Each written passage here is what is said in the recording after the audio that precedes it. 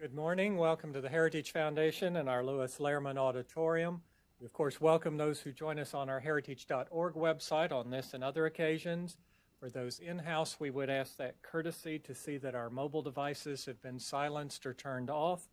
And for those watching online, you're reminded you're welcome to send questions or comments at any time, simply emailing speaker@heritage.org. We will, of course, post today's program on the Heritage homepage for everyone's future reference as well. Leading our discussion this morning is Adam Michel, who is a policy analyst with our Thomas A. Rowe Institute for Economic Policy Studies. He focuses on the economics of taxation, international tax competition, and the federal budget. Before joining Heritage, he was a program manager for the Spending and Budget Initiative at the Mercatus Center at George Mason University. He has also worked as a research associate at the Competitive Enterprise Institute. Please join me in welcoming Adam Michel. Adam? Thank you all for coming out to hear about tax reform and the business take on what tax reform means for the American economy. We're sort of poised to get tax reform to the president's desk here. With a lot of exciting news has come out in the last couple of weeks. The Senate passed the budget that will hopefully carry tax reform. It looks like the House is going to vote on that on the budget again this coming week, and then we also have the unified framework that came out that lays out the details, or many of the details, of what tax reform could look like, and that provides it's a consensus document that hopefully sets the groundwork for tax reform that can get the economy moving again. There's also been exciting news coming out of the President's Council for Economic Advisors, where we heard there was some analysis showing that the tax reform could raise the average American family's wages by $4,000 through tax reform, through economic growth and extra business investment in the U.S. economy. And so that's the piece that I think I would like to focus on today, is how that business component of tax reform actually drives the additional jobs and wages that can really benefit the American people. So with that, I'd like to introduce our two guests. First to my left is Senator David Perdue, who is a political outsider. He grew up in Georgia, worked his way through Georgia Tech, and spent 4 decades before he joined the Senate in the business community. He's the only Fortune 500 CEO currently in the U.S. Senate, so I'm excited to get his take on how the business community is seeing tax reform. He's sits on the Banking, Budget, Armed Services, and Agriculture committees, and I'm excited to have you here. So thank you for joining us. And next to the senator is Joshua Bolton. Mr. Bolton is the president and CEO of the Business Roundtable, an association of CEOs from leading U.S. companies that generate $6 trillion in annual revenue and employ over 15 million Americans. He has served in the White House under President George Bush in multiple different capacities. He was the Chief of Staff, Director of the Office of Management and Budget, Deputy Chief of Staff for Policy, and he was also the Policy Director for President Bush's presidential campaign. So in complementing the Senator's experience in the business community, I'm excited to hear sort of what you've been hearing from the CEOs and businesses around the country. So with that, I'd like to start, Senator, with a question of where we are currently in the sort of tax reform framework. The Senate, as I mentioned, passed the budget this week, which includes reconciliation instructions, which set up tax reform to actually move through the Senate with just 50 votes. The White House originally said they wanted tax reform in the Senate sort of next month or in the coming months. So I'd like to hear your take on, are we on target for this timeline? After the House passes the budget, what's next? Well, first of all, let's draw a little perspective on this. This is the first major effort since 1986, on the Tax Simplification Act of 1986. So it's an opportunity to fulfill the president's mission, and that was to grow the economy. But let's back up and look at it a little broader. You know, in my view, the reason you want tax reform is to grow the economy, right? Well, there are a couple of reasons why you want to grow the economy. It's one of the ways you ultimately solve this financial, or the debt crisis, as I call it, longer term. And secondly, we have the lowest workforce participation rate in the last 30 years. So we know that the economy, after 8 years of our slowest economic growth in our history, we need to jumpstart this economy. And there are three ways you do that. One is you push back on regulations. And we saw just a dramatic increase in the regulatory regime here over the last 8 years. And you rationalize your tax structure so that you can be more competitive with the rest of the world. So where we are right now is that we're really paralleling the House. The House is moving right now. I was in a conference with the Speaker of the House this weekend. He's talking about their schedule and our schedule, so that they're trying to get this done by Thanksgiving in the House. We're paralleling right now. We have a meeting with the President in about an hour and a half this morning. We have another meeting this afternoon. So we're doing things differently on this bill than we did for the health care bill that ended up in disaster, in my opinion, earlier this year. So I feel like we've got a shot at getting it done this year, but there's something like 34, I think this is right, 33 legislative work days left in this calendar year. And the reason it's so important is to get it done this year is if you don't get it done this year, I believe you run the risk of disappointing an expectation that's already built into the bond market and the stock market, and that is that something's going to happen this year so that it has some impact on the second half of next year. And Mr. Bolton, I know that you've been hearing from your CEOs and the business community. Can you speak a little bit to the current disadvantages that they're facing under the current tax system, and sort of maybe why we need this reform effort? Sure. First of all, thank you for hosting us, and it's a privilege to share the podium with Senator Perdue, who in a very short time has become a leading light. I hesitate to call you a politician. Oh, thank you. Because you're not, but he's become a leading. He's become a thought leader in the Senate in a very short time on a lot of important economic issues. And I know, speaking for the 204 CEOs that make up the Business Roundtable, that they're very glad that somebody like Senator Perdue, who was in their ranks, brings his experience to the Senate, especially on an issue like tax reform, which is the most important issue by far for the business community, for the job creators in America. The business community has, for decades, been saddled with an uncompetitive corporate tax code. We currently have when you combine both the federal 35% rate and the average state tax rate, our businesses face a combined 39% tax rate. Most of our companies paying something actually pretty close to that, even when all the deductions and exclusions are taken into account. With that rate, we are by far the highest among developed countries. The average OECD corporate tax rate is 23%. We're all the way up in the high 30s. So everybody else has moved ahead of us, and has every other OECD country, I think except one, has over the last couple of decades competitively lowered their corporate tax rate while ours has remained the same, which means that the United States is not a competitive place to put your company. Ernst & Young did they're called EY now. Ernst & Young, EY did a study that took a look at the effects of our current tax rates on where businesses place themselves. And they found that had we had a competitive tax rate, more like that OECD average rate of 23%, over the course of the last little bit more than a decade, we would have had 4,700 more businesses stay in the United States rather than go overseas. Here's the other part of that equation. Over the last decade, if we'd had that competitive tax rate, we would have had around 200 billion more foreign direct investment in the United States.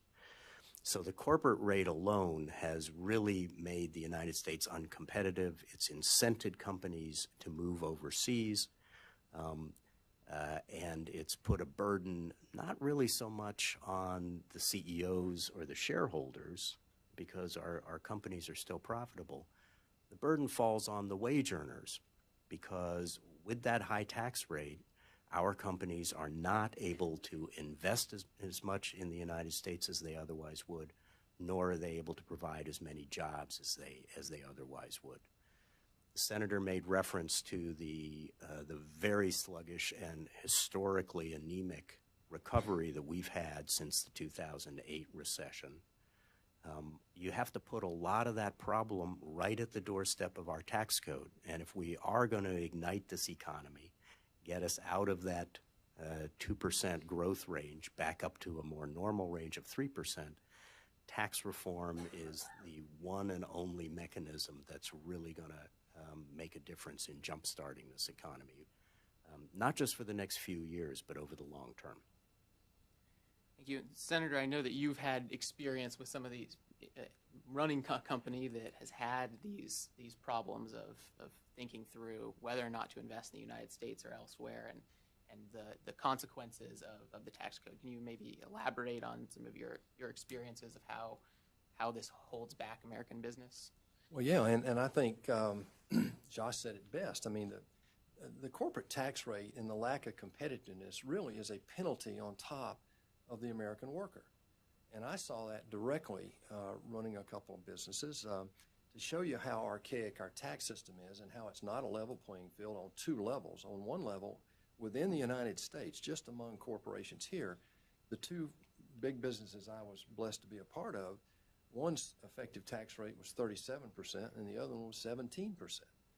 And so that's not, that's picking winners and losers, and it's an amalgamation of 100 years of incentives. These aren't loopholes. These were things that were voted on by Congress to incent businesses and individuals to invest in certain ways to get certain results. And so in my career, at these companies, we would make in X number of countries and we would sell in Y number of countries. And so each one of those intersections gave you an opportunity for a transfer price. And that transfer price created your tax liability in aggregate. So what I saw was we were building up profits overseas, U.S. profits. We were a U.S. corporation, but we were building up profits overseas. And to bring them back, we would have paid a double tax effectively, or bring it back at 35% versus leaving over there an effective rate of 22 or 23%. And in some countries, it's dramatically lower than that. Ireland's like 12%. And then some people play the intellectual property box game and all of that. But in my experience, what it was it kept me from investing where I wanted to invest, and that was here in the United States, in plant and equipment, in training, in helping people to change from one type of job to another type of job, which is retraining, which is a big need right now in the United States as we go from an industrial age to an information age. And that I would contend over the last 20 or 30 years, that's been a huge miss in terms of corporate America, because a lot of this profit's been left overseas. So having lived that, I know that puts us at a tremendous disadvantage with other companies in other countries. And the second big disadvantage of that, having a high corporate tax rate in tandem with a repatriation tax, it puts our U.S. companies on the wrong side of a merger and acquisition pressure. I've lived that personally. And so what happens is, a U.S. company domiciled in the U.S. paying 37% effective rate is very vulnerable to a corporation in a country that's paying an effective rate of 23%. I call that tax arbitrage. So they can come in, make an acquisition offer a price that the CEOs and the leadership will have to look at seriously, and they'll turn around and pay for that acquisition primarily with a tax difference between moving the corporate headquarters. We see examples of that. Burger King sold to Jimmy's in Canada. We see that the beer industry in St. Louis is predominantly owned by Belgians and Brazilians. It's happening every day. There are ag companies right now being discussed. So this is a major problem of our competitors, and the people who bear the brunt of that, and Josh pointed this out very well in the first comment, and that is it's the American worker that's put it at the tremendous disadvantage because of these two archaic tax rules. So following up on that, the You're talking about moving our system away from what's currently a worldwide tax system to a territorial system is one of the changes, along with pairing that. I say it a little simple. More Yeah. simple. It's a repatriation tax. If I bring it back, I'm not a CFO, but my financial officers kept telling me, "Oh, we need a territorial system." Well, it's just a repatriation tax that we want to eliminate, so that if I pay the 23% over there and I bring it back, I don't want to have to pay the differential here. That's a punitive tax versus what I'm having to compete with around the world. Leveling the playing field Right. for American-based businesses. So that change, there's a discussion of deemed repatriations, that money that's currently overseas. There's a discussion of leveling a tax on all of that money that's currently locked overseas, and then moving to the system that we no longer have the repatriation tax. Is there? Do you have a perspective on what that transition should look like? What the rate on the repatriated money should be, and whether it should be two rates, or there's lots of moving pieces there? Well, I'm smiling because I think I know the position of the VRT and a lot of the companies that are his members. I know my opinion is that originally that thought of deeming, and again, you're penalizing people who have followed the law. It's like the '86 tax law did not grandfather a lot of investments that had been made at that point, and it changed entire industries, particularly the real estate industry. Today, what deeming does is it allows the government to reach in and grab a tax, a bundle of tax dollars is fundamentally what it does. And originally it was thought of that we had to use that to pay for the elimination. Well, this is a scoring problem that we have in Washington of how the financial models are run. And they're saying that even though you don't collect a lot of money today under repatriation, that if you eliminate the tax, the way the models work is that you are now losing revenue. And so to deem that would offset. Even though it's tax you'll never collect. You'll never collect it. Yeah. So this is the oxymoron of the, quote, financial models. And one of the differences here, and I should call this out, and what gives me hope that we'll actually get this tax deal done, is that we're actually using the static score. Now, that's a new term for me. I didn't know what that was 3 years ago. But that just means you're not taking into account what Josh mentioned, and it is the dynamic impact of growth by making a tax change. And let me give you an example. If you eliminate the repatriation tax, let's say you bring $1 trillion back. Well, that's equity. That's profit. That's equity. And so if I bring that back, and this is what we were fighting at the company that I was running, was, well, that's equity. We're going to lever that up, put leverage on it maybe 3 or 4 times as it gets invested. So the models don't take that into account either. And that's a huge deal. Then the second thing is, as you invest that, over time you create profits. Where you pay dividends, those dividends get reinvested back in the economy, but you also make profits that you'll reinvest in training and building equipment and all that. And so that doesn't get counted. So this is a geometric progression of growth based on a one-time transfer of profit. Mr. Bolton, I know that you've recently put out a survey of your CEOs, sort of asking them what tax reform could do for them, sort of what changes would you make if tax reform went through? I'm sure this is one of the things that they highlighted. Is there can you tell us what you're hearing? We surveyed all of our CEOs. We got a high response rate back, and the results I think were pretty remarkable. We asked the CEOs, what would you do with hiring and capital spending if a tax bill went through that resembles basically the agreed framework that's now on the table? 76% of our CEOs said that they will hire more. This isn't sort of a theoretical, oh, we think this is good for the economy and employment will increase. 76% of our CEOs said they, in their own planning, will hire more people if this tax reform goes through. We asked about capital spending. 82% said if the tax reform of the kind that's on the table now went through, we would invest more in the United States, in plant and buildings and equipment. So overwhelming majorities of of the CEOs of 204 of America's biggest companies are going to hire more, and they're going to do more capital investment here in the United States if a tax bill like this goes through. Now, there's a flip side to this story. because we also asked the question the other way. And we said, what will happen if the kind of tax reform that's on the table today either fails to go through or is long delayed? What will you do with your own planning? And a majority of our CEOs said they will have to go back in and take planned hiring off the books, and they will take planned capital investment off the books. So there's a big upside to tax reform succeeding, Senator, when you and your colleagues No pressure. get it done.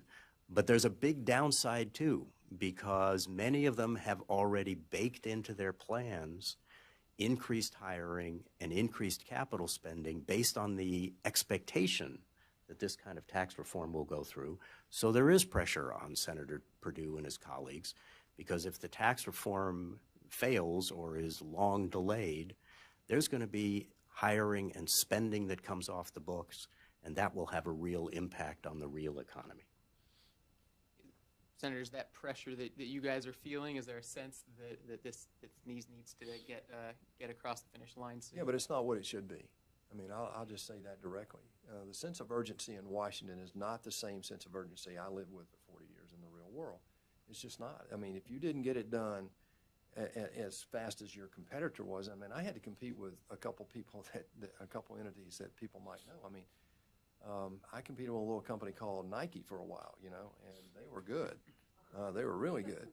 And we did pretty well against them. And then I had to compete against another little company you may have heard called Walmart at a time when they were growing about 10% a year. So this is not something you think about theoretically. It's something you do like breathing. I mean, it's just done. Well, here, it's not done that way. So the sense of urgency is not, in my opinion, what it really needs to be.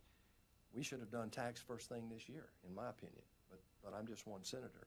Now that we are where we are, I'm one of the minority guys, at least, in the Republican Party. I really don't like doing this with reconciliation. But we're doing it that way. It will be in regular order. It will go through the Finance Committee. There will be amendments. So this is going to be one of the things that they talk about as regular order. So there is pressure here. My point is that Americans, and particularly Congress, tends to work better in a crisis for whatever reason. At least they get something done. The problem is what they get done is not a good product in every case compared to what they could do if they were doing it in a more judicious manner. So I think for given the fact that we did not get health care passed, means that I think on the Republican side there's even more pressure to get this done. I think there's some Democrats actually who right now are saying the right things, that they may even vote for this bill as well. And when you look at this pro-worker intent, and again, we got to make sure that all the things are done here, but there are three pieces of this, and there's Democratic support for a lot of this. On the corporate, there are three pieces. First, the repatriation tax we talked about. Second, the corporate tax we've talked about. The third is the individual, and the president said he wants to make a significant tax cut for the middle class. Well, we have to make sure his words are translated into action in the reality, and it's very complicated given the archaic nature of all the deductions that we have in this structure. It's really not easy to do that. So, yeah, we're feeling the pressure, and I think it's a good thing, frankly. It's good to hear. You talked about how this benefits workers, and the investment from the business community is part of that. The connection that I think is often lost is how that investment and the hiring of additional people is what then drives up wages through as you need to hire more people into the labor market and induce people to work more hours or change jobs. That's what ends up turning into this wage increase that the president keeps talking about, and that's an important part of the story, is how do we get investment and jobs and then translates to higher wages, and that feeding through those cycles is often hard to convince people that all of those steps happen, but that's sort of what we've been seeing time and time again, and across countries and across states. When we lower the corporate tax rate and make these changes, it's a benefit for workers. So it's good to hear that we're moving in the right direction. We've talked about this international component and the repatriation tax. There's also mention in the framework of international minimum tax or other changes on the international side. I'd love your opinion from both of you on sort of what other anti sort of base erosion rules you think are on the table that might be part of the package, and the maybe pros and cons of what's being discussed. I think I'll let the director of OMB take a shot at that first. Yeah, thank you, Senator. Look, there's a lot of stuff that's on the table that we've heard about. A minimum tax is on the table. Limiting the interest deduction is on the table. There are a variety of other things. On the personal side, the state and local tax deduction is on the table. So these aren't particularly welcome. No offset is particularly welcome. But the CEOs that I represent understand that that's a necessary part of tax reform. That you're going to need some offsets if you're going to substantially lower the rate, if you're going to shift, as the senator was describing, to a real territorial system that doesn't have a repatriation tax in it. Then you're going to need some offsets in the tax code, and the ones I mentioned are the ones that are most prominently featured. And the CEOs, you know, they'll come out differently depending on how the offsets come out. You know, the senator mentioned that he was in one business that was paying a 37% effective rate, another one was paying a 17% effective rate. And we have companies all in that range in the Business Roundtable. But they are unanimous on this point, and that is that all of those moving pieces, if can and should be moved, if the product is a substantial lowering of our overall rate to a competitive level and a shift to a territorial system of taxation. They won't do equally well under that. Some will experience a tax increase, maybe even some will experience a tax cut. But the important part is that we will have a competitive system here in the United States where you're not penalized because you happen to be headquartered in the United States, either because you're paying that high tax rate or because you can't bring your overseas profits back into the United States and invest them properly. Let me add a little, I agree with everything that was said there. Every CEO that I've talked to wants to push the rates as low as we can, corporate rates, at the expense of the deductions. I mean, they'd love to see all the deductions, go away, but you got to lower the tax rate as well. And so it's the effective rate that they're worried about. And look at the U.S. effective tax rate. Even with the effective rate, we're still much higher than the rest of the world. So we have a lot of room. The good news is that we know that when we do this, what results will happen. In the UK, back in 2009, they reduced their corporate rate from 30 to 20, and they eliminated their repatriation tax. Well, what happened was now we have companies being purchased in the U.S. moving their corporate headquarters to London. And when I lived in France in the late 70s, London was the most expensive place in the world to do business. But because they've changed their structure, now it's an attractive place to put a corporate headquarters. Well, let me put this in perspective. Today in our U.S. economy, it's about a $19 trillion, $20 trillion economy directionally. We have about $6 to $7 trillion of capital not at work in our economy today. At the same time, we have the largest Fed balance sheet in history, really, $4.5 trillion. And it really hasn't brought a lot of growth. You heard the director talk about the last decade has been this recovery has been the weakest recovery in our history. And regulation has a part of that, but the tax code is just an insidious drag on that potential growth. Those two things have caused $6 to $7 trillion to not be at work in the economy. You've got the Russell 1000, many of whom are his members, some of whom are his members, have one of the largest liquidity positions in history. You've got small banks and community banks and regional banks who have nothing to do with the 08 recession or 08 financial banking issue because of additional reserve requirements. They've got large balance sheets as well, and then you got this unrepatriated profit. So we believe that if that money had been invested over here, the number of companies, you mentioned the number, it was a staggering number, would still be in the United States. Well, those are American jobs. And if those companies were still here, just like our decision to invest in the U.S. or invest where the money was simply included things like training, retraining, development cost of our workforce. America has a lot of advantages. One of the biggest advantages, we've got one of the best workforces in the world. I can speak to that because I've lived in Asia and lived in Europe, and this workforce is very unique. It's innovative, it's self-starting, and they just get the job done. But we've got to take the burden off of them. And the tax burden right now is one of the things holding us back. So this talk of offsets and what else is sort of in the unified framework. I know there's the Senate has a $1.5 trillion reduction in the revenue baseline, and that's the sort of box that we need to fit tax reform into now. Is there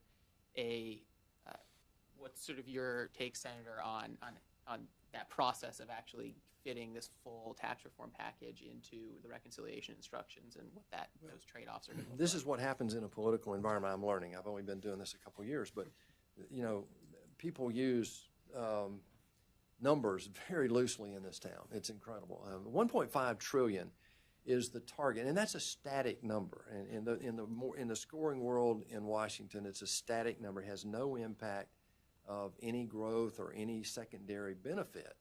It's just the cost. And so you'll hear the opponents of tax revision scream about, oh, you're adding to the debt, you're adding to the debt. Well, in my experience in these turnarounds, and that's clearly what this is, the slowest growth in American history is where we are right now. If you want to make a turn out of that, that's a turnaround. And I've been through some pretty big, messy turnarounds. I was never able to cut my way out of it. I was never able to raise prices, which is the parallel of a tax increase, to solve it.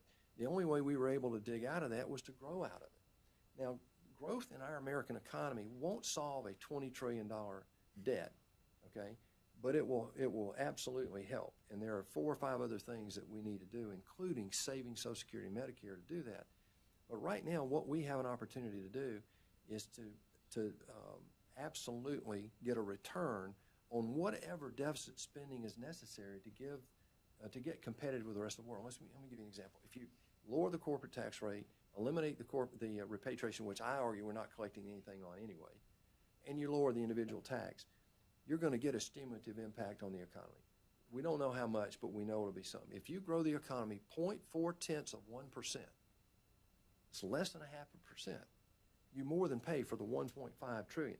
I'm not saying that this thing's going to cost 1.5. It might cost a little less, it might cost a little more, but I know if you do the things we're talking about, we'll grow the economy more than 0.4% higher than what we've been in the last 8 years. There's no doubt about that. And the biggest beneficiary of that is the American consumer and the American worker. I can't say that too many times. It sounds like we're going to give more dividends to the shareholders. Well, that may happen, but that gets reinvested as well. But in the meantime, I know in my experience at Reebok, I would have been training workers at Dollar General. I would have been training workers. That's a big part of what we don't talk about in this equation. Thank you. That's the sort of feedback of the growing economy, raising wages is sort of what we keep coming back to, and that's I think that's important. I've got one more question, and then we're going to open it up to audience questions. So if you have anything, be thinking of it. But Mr. Bolton, I know that we've seen tax reform sort of come through Washington before multiple times. It's been 30 years since the last time we really saw a full reform. Is there any lessons that we can learn from past reform efforts, things that you're sort of maybe mistakes you're seeing us repeat again, or things you're optimistic about that sort of shows us that this reform effort may actually sort of get all the way across the finish line? Yeah, I'm very optimistic about it. You'll be very surprised to learn that despite my youthful appearance, I was a staffer on the Senate Finance Committee in 1986, which was the last time that tax reform was done. That's not 30 years ago, that's 31 years ago, the last time we did it. And in 1986, there was a confluence of events that actually made it possible to do tax reform in the way that the senator was saying he'd prefer, which was on a bipartisan basis. We had a Republican president, a Republican Senate, and a Democratic House, and the stars aligned in a funny kind of way only after they had experienced, the chairman for whom I was working had experienced complete disaster with the tax reform plan he was originally pursuing. Very different political environment today, and it's a shame that we don't have the opportunity for the kind of bipartisan buy-in that would be helpful on this occasion. But the stars are aligning in this respect, and that is that we have a Republican president, a Republican House, and a Republican Senate, the leadership of which all agree on basically the same outline of a tax reform bill. We also have a situation in which the people in this country know that we are underperforming our potential very badly. And I think the senators' constituents will understand, and Senator Perdue's in particular, because he's a very good communicator on these issues, that one of the reasons this country has been underperforming at least since the Great Recession of 2008, but well before that as well, is that we have an uncompetitive tax code. It's uncompetitive with respect to companies that operate just here in the United States. It's especially uncompetitive with companies that are now actively engaged in selling to the 96% of the world's population that happens to live outside the United States. And I think folks have really developed an understanding that that needs to change in order to unleash the potential in this economy. And so I am incautiously optimistic at this point about the prospects, thanks in large measure to the good leadership that this tax reform issue has on the Hill. Is there anything else that we didn't touch on you'd like to add before I throw it open to questions? Time is of the essence. This needs to get done. With that, is there any questions from the audience?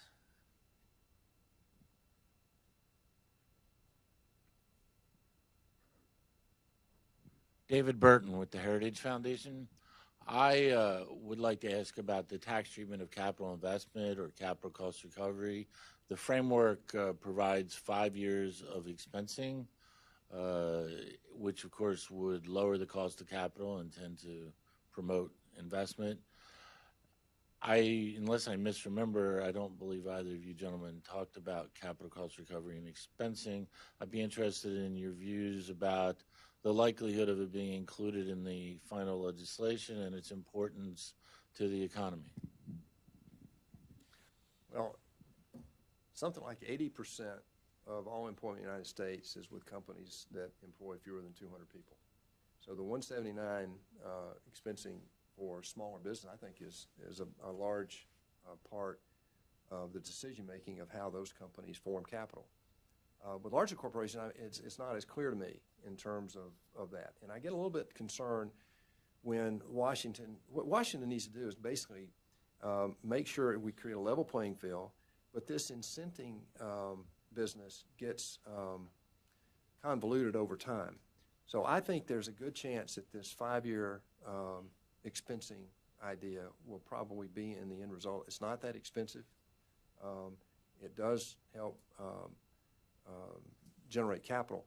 But remember, the $6 to $7 trillion I'm talking about is in existence. If we just do a couple of things, I would love to see the reserve requirement changed back on small banks and regional banks. I think that would have a tremendous impact on capital formation for these small businesses. That's a huge deal. That's not part of this conversation.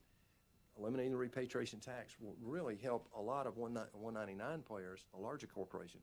But surprisingly, I've got some people within my state that have unrepatriated profits overseas and employ 750 people.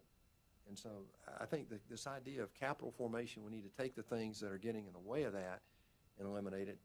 And this, I think, will probably stand the test of the next few weeks and remain in the final bill.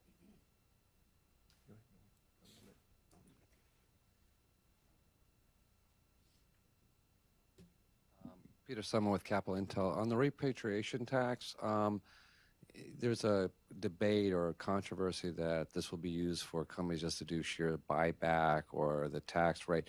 What do you think? Will you have a 0% rate on the repatriation of U.S. corporate taxes? And can this be used in the President Trump's $1 trillion infrastructure fund and maybe Puerto Rico?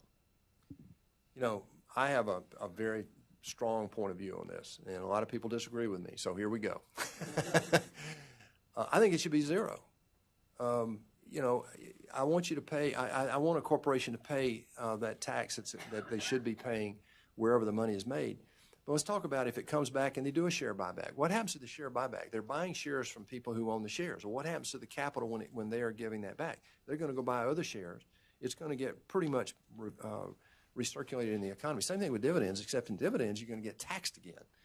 You're going to get double tax. So I take a pretty hard stance on that. The deeming, I don't even like the deeming because you're penalizing somebody for obeying the law up to now. And so to take money from there and use it for here is kind of how we got in $20 trillion of debt, to be honest with you. And so whatever the needs are, whether it's hurricane victims in Florida, hurricane victims in Texas, or hurricane victims in Puerto Rico, every dime that we're going to give those folks, every dime is borrowed money, no matter what you do with this repatriation tax. That's how serious this is and how far down this rat hole we've gotten. But it's further than that. Every dime we give to our military, every dime we give to our veterans, and every dime we spend on every project that we have in discretionary domestic spending is by definition borrowed.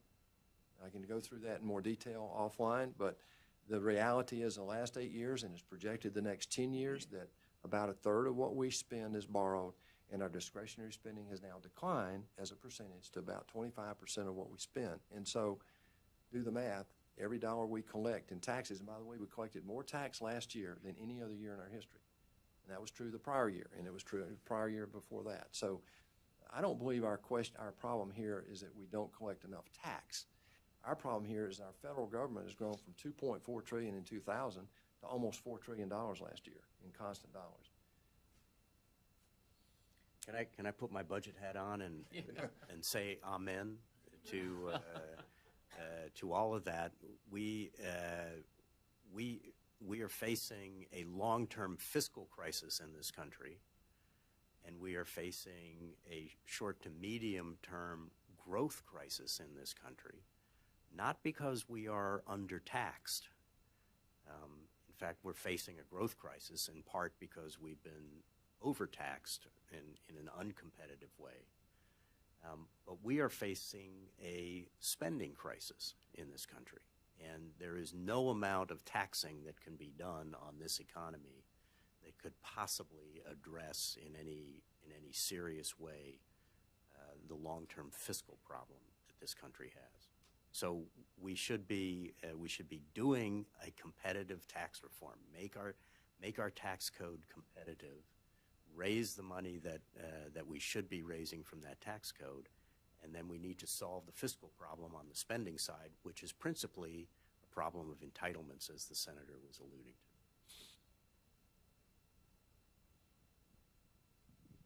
Good afternoon. Michael Maybach with Heritage Foundation. Thank you for doing this. It's my understanding, but perhaps you can clarify it, about 60-70% of employers are LLCs, partnerships, subchapter S corps, and not corporations as Josh represents. So how does this tax plan treat those employers? Well, what you're referring to is if you lower the corporate tax rate from 35 to 20, which is in the current thought process now, you have to adjust the what we call the pass-through definition, the LLCs, the sub-S's, and so forth, because that's where a lot of the employment in the United States is actually housed. And I think we can do that if you get the rate somewhere in the 4 to 5% differential range from what we can see. But there's a caveat in there, and we have to be very careful about this. Under the Camp proposal, 70% of the profit made by a sub-S corporation was going to be deemed as income. Well, I disagree with that. I mean, I've run a sub-S. I've had an LLC personally, so I would take issue with that. In some cases, that might be the right way to do it. Most cases, it's not. And I think we have to find a way to fairly equate what part of profit is real income. And there are ways to do that. We have limits on executive pay and executive compensation expensing. There are limits on that. There are ways that we can do that. So that would be my only caveat to that.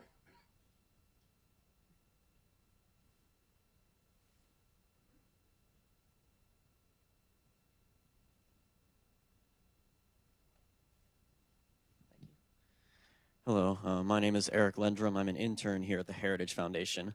You stated quite well the serious implications of this tax reform, both the economic implications and the political implications for the Republican Party in 2018 if it were to fail.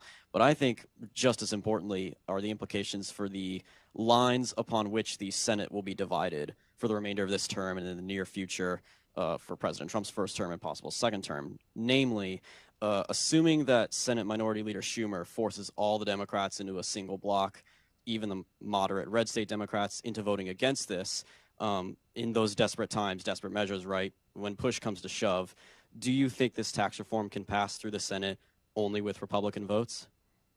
Absolutely. But you don't sound like an intern. It's a great question. No, without being flippant, I think that's the question of the day. I think the Republican Party has to decide and prove to America that we can govern. I don't think there's anything less. I mean, I think that's the challenge before us. I mean, yeah, it's a thin margin. We have 52, okay? Sometimes I wonder if we had 48 or 49. I'm not sure, but 52. And so, look, they all vote independently, but here's one where I know that what we're talking about here, becoming competitive, protecting American workers, being fair to American consumers, all of this is a Democratic ethos. So there are half a dozen or so, I believe, Democrats that, without the pressure you're talking about, would probably vote for this bill. There are a lot of political reasons why 10 of them should, because 10 of them are running for re-election right now in red states, some where the president won by 40 points.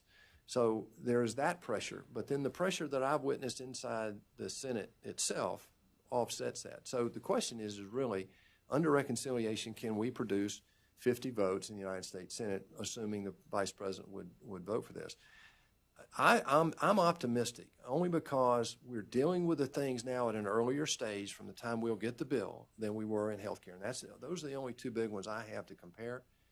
And so the things that we have to get over are much smaller in reality than what we had to do, I think, to pull everybody together on the healthcare deal. Healthcare, it was about process.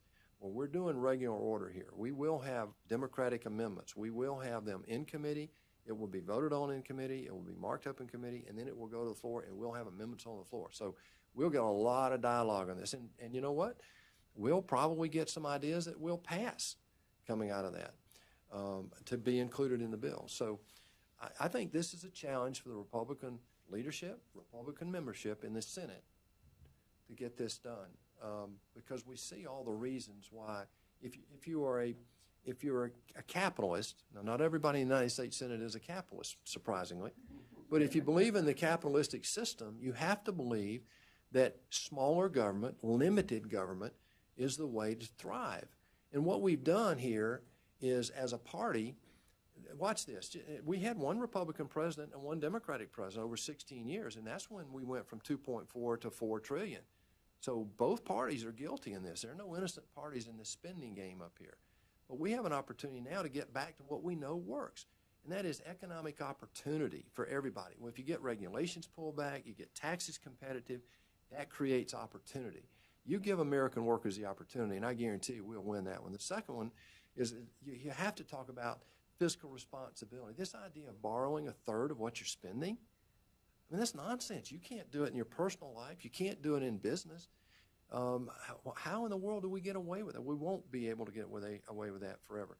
And then all of that puts pressure on the one thing that I think drives this whole argument, and that is, are we going to be a state-driven society, or are we going to be an individual-driven society? And that's the individual liberty that we tend to sort of forget about in these scoring conversations up here.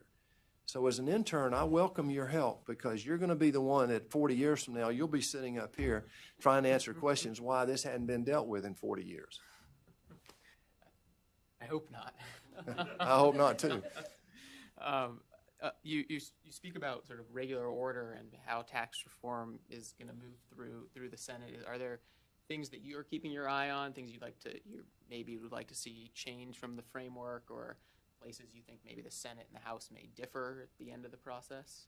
Well, because we're paralleling, and because the president, and you have to give the president and Paul Ryan and Ms. McConnell credit here that the group of 6 that have been working, as Finance Committee and the House and the Senate and the White House, have all been working here in conjunction with each other. So what's going in the House bill is not that far away from what we're talking about in the Senate, and we are paralleling that behind the scenes. So even though I'm not a fan of reconciliation, given that's the way we're going to do this, we will get a lot of Democratic input. We're getting some of that now. The pushback around the 25% bracket, you got to make sure that if you eliminate state and local tax, then in every state these people are going to get a tax break. So you got to work. You got to, as Paul Ryan says, you got to turn the dials. That's what I'm focused on. You start turning the dials, as you know, from your days in OMB, and certainly as Chief of Staff, you can get out of tune very quickly. It's a tough thing to do. The other thing that I'm really concerned about, and this is one that bears watching, and that is how serious these politicians are going to be in terms of staying true to pushing as hard as they can on corporate welfare and getting the tax rate as low as we can on the corporate side. And then the third thing is being sure that up and down that the middle class gets the benefit of this effort on the individual side. Thank you.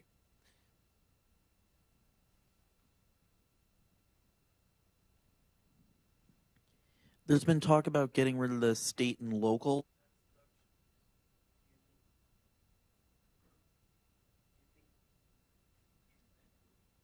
We can hear it. Yeah, just go for it. You want to make a run at that?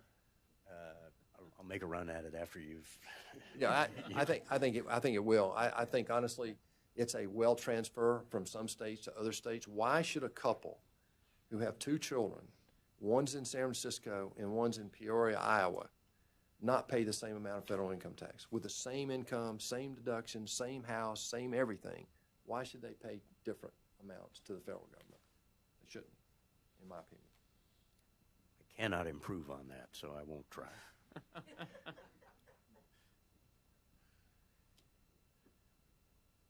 Any other questions from the audience? Well, thank you for joining us and sort of talking through all the implications for tax reform for the business community and how it will benefit workers. I think I'll be excited to watch the process as it moves forward. And thank you both for your time, and thank you for the work you have done and will continue to do on, as this process moves forward. Thank you. Thank you.